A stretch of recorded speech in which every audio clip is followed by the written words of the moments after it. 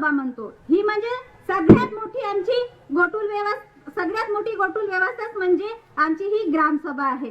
ही या ग्रामसभाच्या माध्यमातून आम्ही जल जंगल जमीन आणि संसाधनाचं रक्षण करत असताना आणि आम्ही चांगल्या पद्धतीने जीवन जगत असताना हे भांडवलदारी आणि राजकीय नेत्यांनी आमच्या या जिल्ह्यामध्ये रोजगार आणि विकासाच्या नावावर आगरी मसेली, झेंडेपार, सुरजागड बांडे आणि दमकोंडवाही इथपर्यंतच्या खाण आणि खदानींना खोदून त्या खदानींच्या नावावर आम्हाला रोजगार आणि विकास देण्याचं खोटे आश्वासन देत आहे, पण ही खरं नाही। हे तर आमचा विनाशासाठी आहे।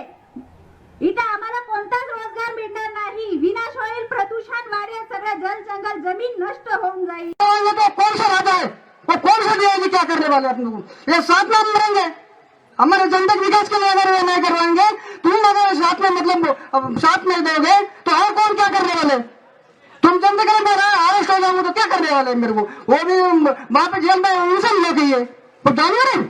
ಅದಲ್ವೇ ಸತ್ತೆ ಬಂಡ ಪೇಂತಿ ಸತ್ತೆ ಮಾ ಬಂಡ ಮಜಬೂತ್ ಮಂತ ಕೆಡು ಆಯ್ತು ಅದ್ರ ರೀತಿ ಮಾ ಲೋಕರು ಬನಿ ಮಜಬೂತ್ ಆಯ್ನ ಉಂದ ಆಯ್ನ ಇಂಜೆ ಓ ಬಸನಿ तो आणि ओना विचार मता के माटो ओ बोराये वेता तो पोलो नेता लोकರು वासी बवाई पोलो वेता पोलो माटो केंज से माटा दा दे ताड़े ते मा गलत आया मावा लोकुर औरंगे पोलो केंज से मा कोई भी नया प्रकल्प चालू करने के लिए ग्राम सभा की अनुमति लेना कानूनन जरूरी होता है।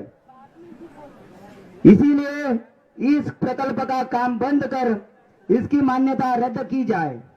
हम यहाँ उपस्थित सारी ग्राम सभाएं और सभी इलाके के लोग इसका विरोध करते हैं।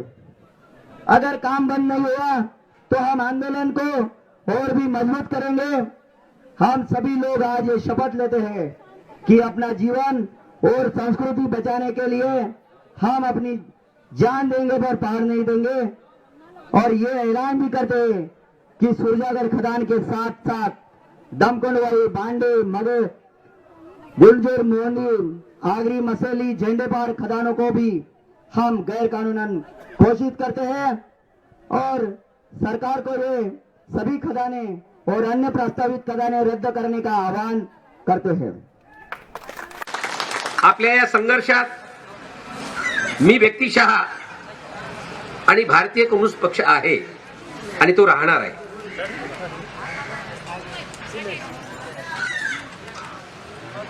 नागपूरला हिवाळी अधिवेशनावर या मागणीला घेऊन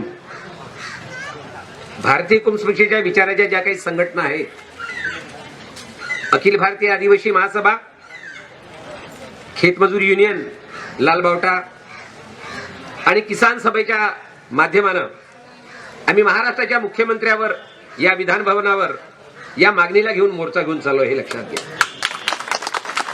को शुरू करवा रहे। अब जो मेरा उन लोगों के लिए सवाल है जिन्होंने बोला था कि हम यहाँ से एक पत्थर भी नहीं लेके जाने देंगे, यहाँ पे प्रकल्प होना चाहिए, अब क्या कर रहे वो लोग?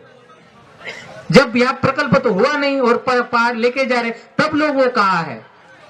उन लोगों ने मोर्चे में भाषण दिया, वो लोग आज कहाँ है?